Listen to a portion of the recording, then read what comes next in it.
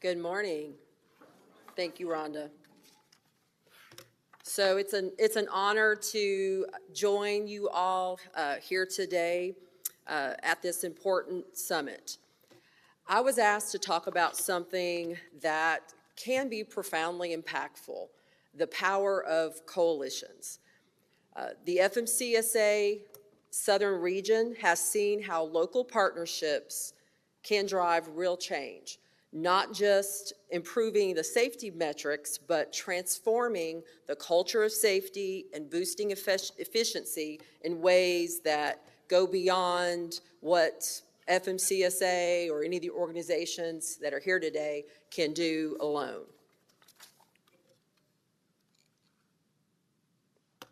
So first, just briefly defining, what is a coalition and what does it mean to create a collaborative culture?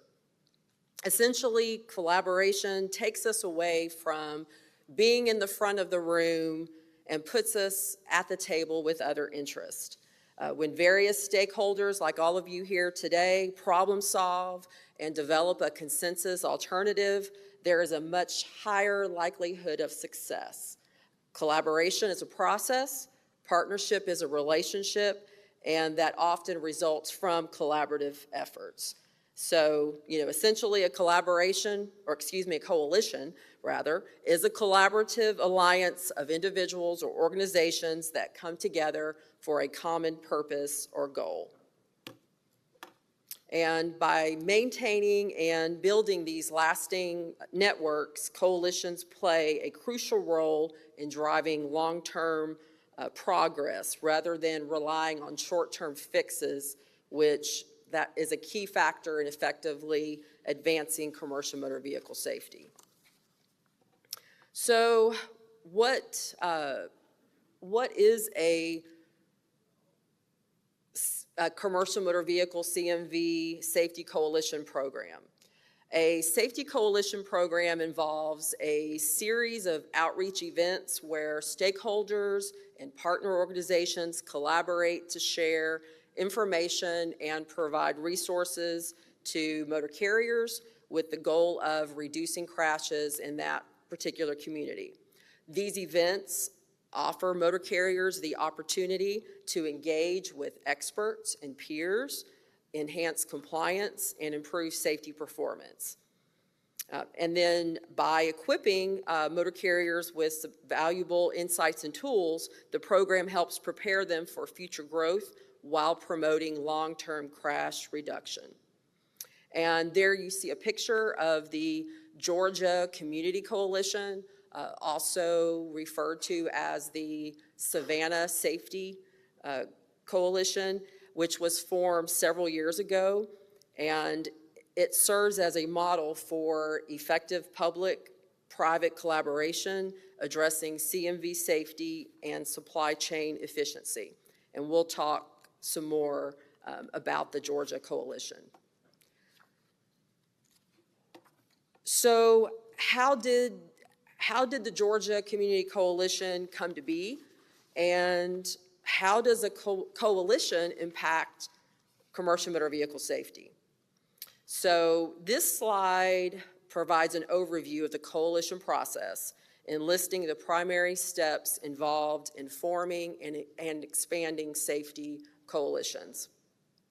And some of the key steps are monitoring, mapping, and analyzing crash data, identifying the target audience and who our partners are, developing outreach and enforcement plans, and very importantly, sustaining that coalition success.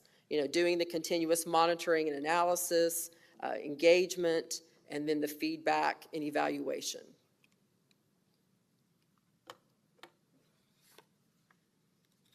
So I know we have here today representation from several states, crash analytics. And then, of course, as was discussed, we're here at the home of the Alabama Transportation Institute and CAPS and their crash analytics. So the monitoring,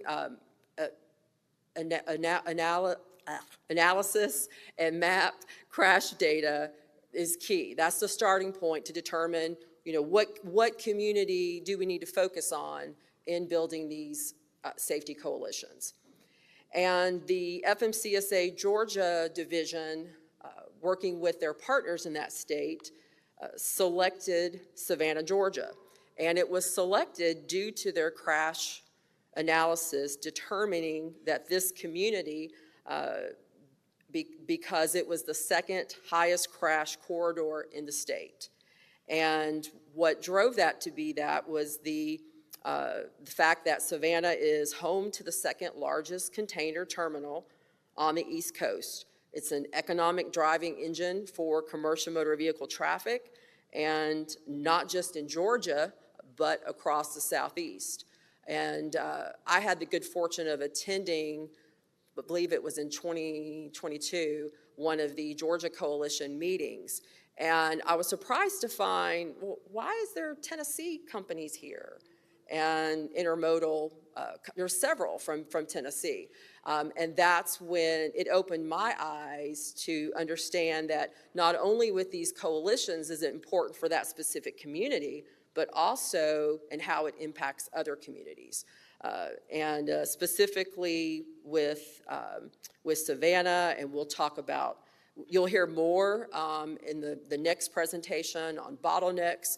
All of these economic driving engines may impact your community area as well.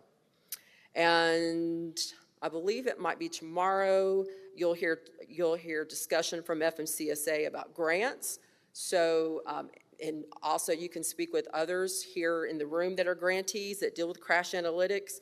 FMCSA grants can be utilized to work with universities and MCSAP partners to develop crash analytics.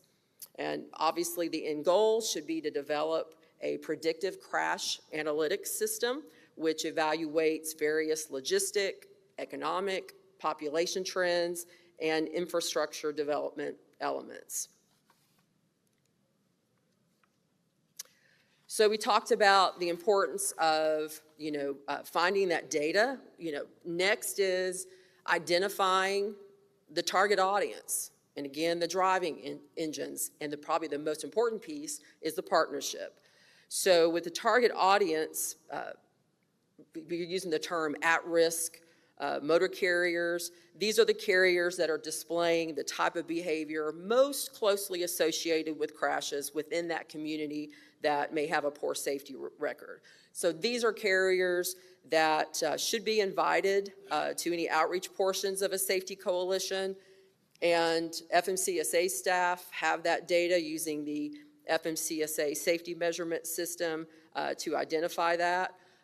Working with the local chapter of the Trucking Association, Port Authority Associations, cargo associations can also help to identify motor carriers that should attend these safety coalition meetings.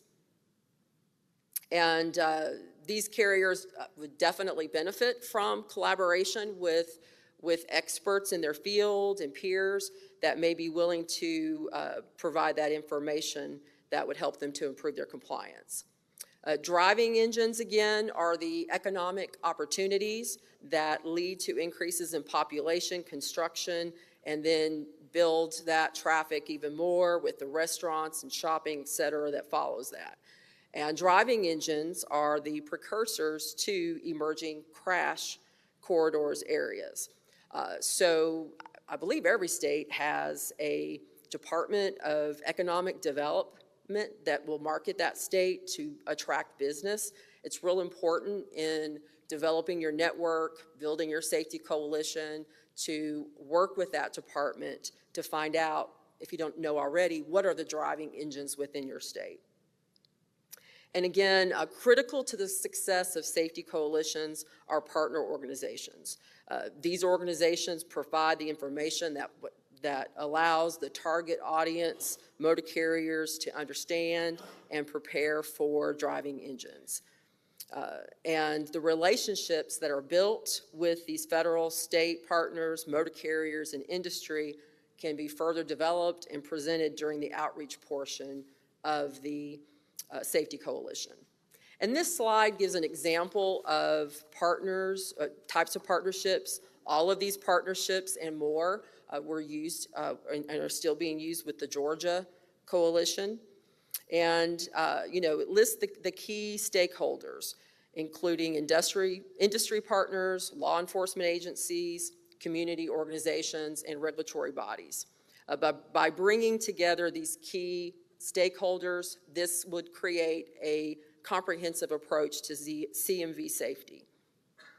And one of the partnerships that's listed on here is the Governor's Highway Safety Office.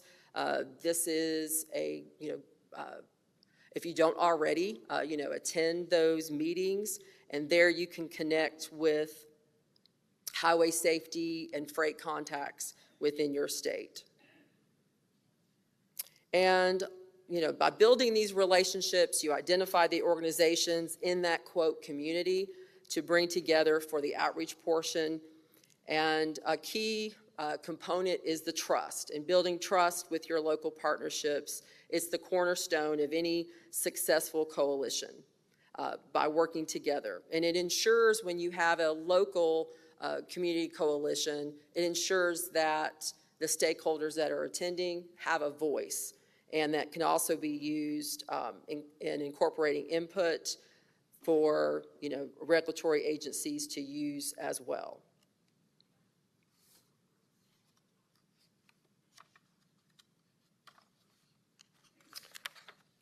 So in addition, commercial motor vehicle safety coalitions can do more than just prevent crashes, which that's the ultimate goal, but they can also serve as drivers of economic growth and catalysts for infrastructure development. So when we think about commercial motor vehicles, both large trucks and buses, they are the backbone of commerce, moving goods, services, and moving people across the country. So ensuring that they operate safely and efficiently isn't just a matter of public safety, it is essential to maintaining a reliable, productive, and competitive economy. A strong safety coalition helps reduce these facts by encouraging preventive measures, training, and policy alignment, and provides a platform for that. It can also introduce key infrastructure pain points that can cause freight bottlenecks. Again, we'll hear more about that after break. And not just identify, but help shape priorities for investment. A strong CMV safety coalition can also contribute to economic development through workforce investment. By collaborating on safety practices and training programs, coalitions help upskill professional drivers, fleet maintenance, and logistics staff. So a successful safety coalition must be dynamic and continuously evolving. After each event, it's important to solicit feedback from all the stakeholders to assess what worked well, what areas need improvement, which future topics should be prioritized, and what new partnerships could enhance the value and reach of the program. And, looking through there, as you'll see on the slide, the enhanced collaboration, improving enforcement sharing, the measurable impact, targeted intervention, behavior change, all lead to driving results. And that's an important measure of a coalition's success, is whether motor carriers attending these events demonstrate improved performance.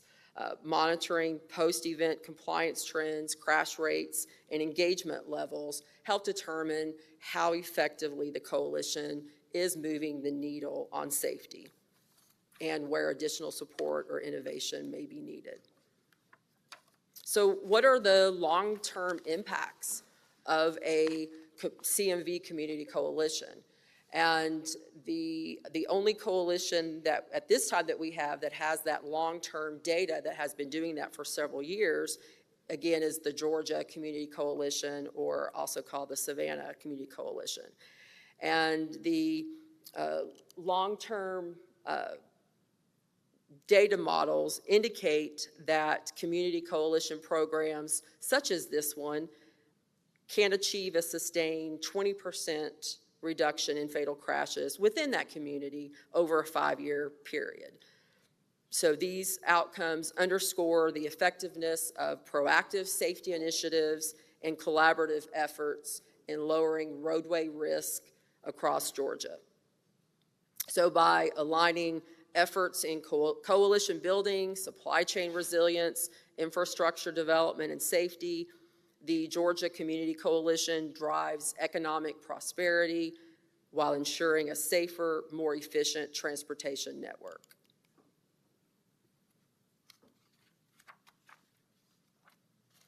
A top priority for the southern region of FMCSA is to expand safety coalitions in the Southeast.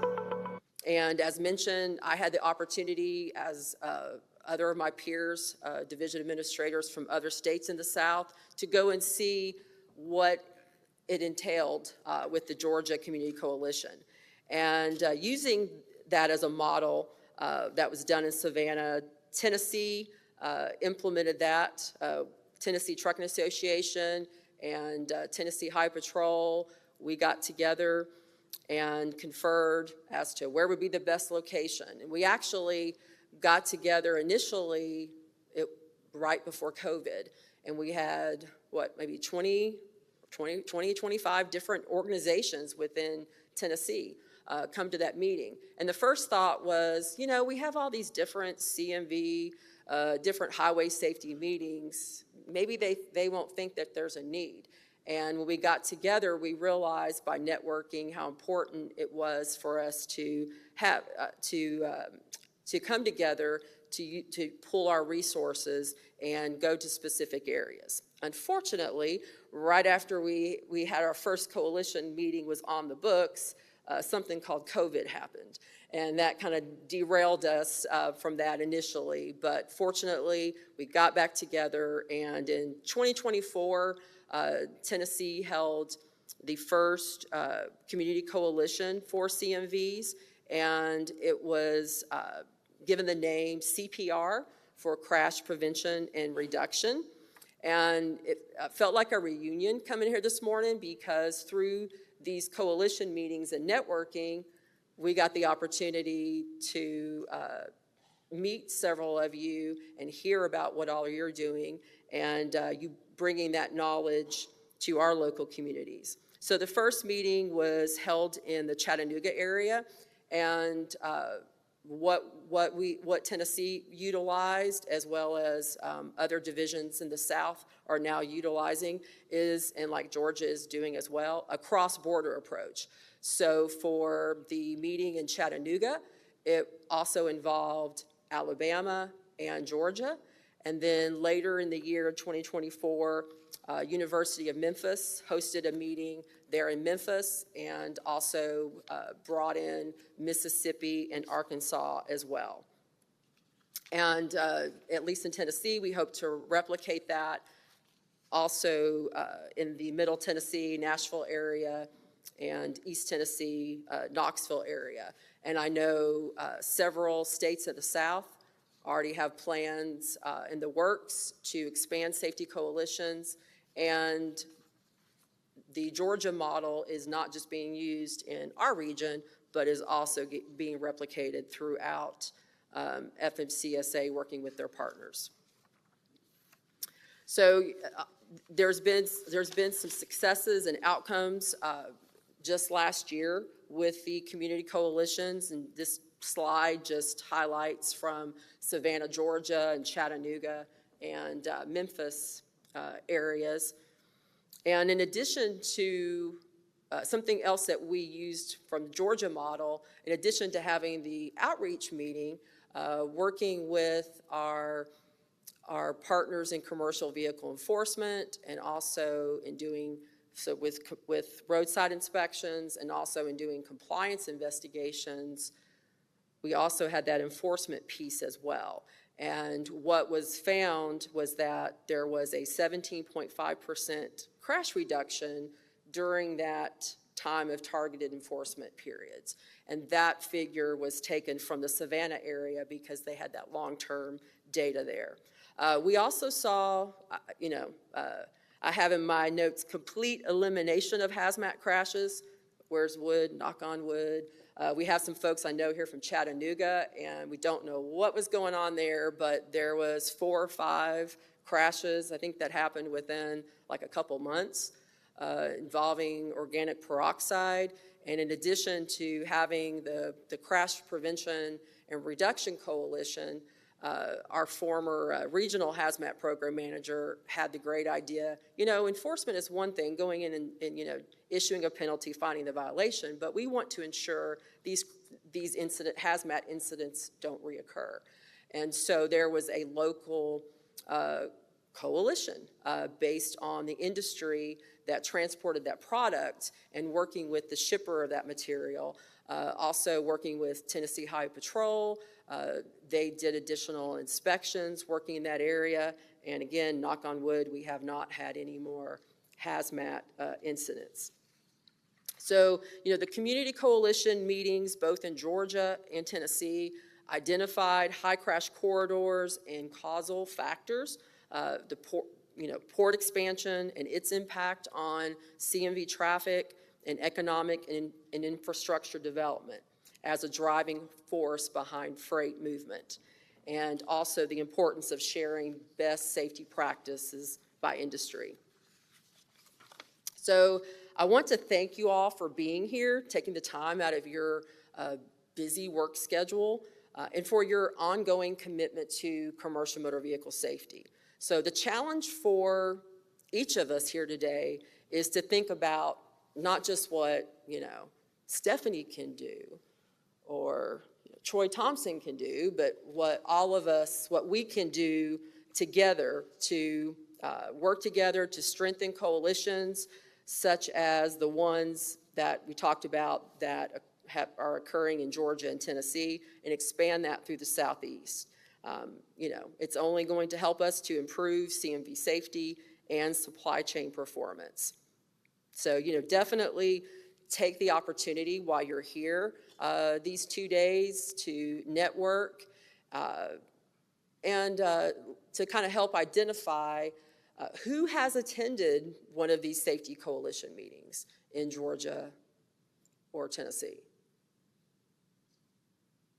And if you look around, there's probably almost one person at each table. So again, take this opportunity. And I have discussion on here instead of questions because I don't know the answers, but I'm sure all of you do. We have a few minutes left for our time that's been allotted for here. Is there anyone that's attended one of these meetings? Would you like to talk about what you saw as a benefit or how it has helped in commercial motor vehicle safety in your community, or what you would like to see happen in the Southeast? Yes, sir. You always have a good question for me or a comment in presentations. It seems to me that these coalitions are missing one element at the table, and it's the cause of a bunch of these fatal accidents, and that's the general public. I would encourage, I'm done now. I would encourage all of you who are a part of these coalitions or are planning coalitions for your state, let's include the general public. They need to know what we do. I mean, we have an image problem as it is. We can maybe kill 2 birds with 1 stone there. That is a great comment, Chris. I think the last figure, and Donna or Mark, you can help me out with your states. I know at one time when Elizabeth and Captain England's team looking at crash analytics, it was around 67% of the crashes. I know in Tennessee, the truck driver was the one, the primary causal factor for that. So you're absolutely correct. I would say probably, correct me if I'm wrong, Donna and Mark, that nationally, it's probably close to that 70% or higher in that case. So, so yes, I agree. Whether it's doing more outreach or, like you said, bringing individuals in for this coalition, and then also bringing speakers in to these coalition meetings to show best practices on what they're doing in their state to help get that word out to the non-commercial motor vehicle drivers. One of my takeaways from the meetings that we did in our state was the topics when we had folks presenting. And an example would be the Arkansas State Police, what they're doing in their state, Mississippi, what they're doing in their state. There were things that were brought up that I thought, oh, this is awesome. We should be doing this in Tennessee as well. So the coalition working with the other state partners, I think, is just really great to be able to communicate and see what other states are doing so we can have that takeaway to take back to our state to say we should be doing this to save lives. That's a great point. I know where I had asked at I think it was the Chattanooga one, hey, send me an email or give me a call, if there's anything that I need to be aware of.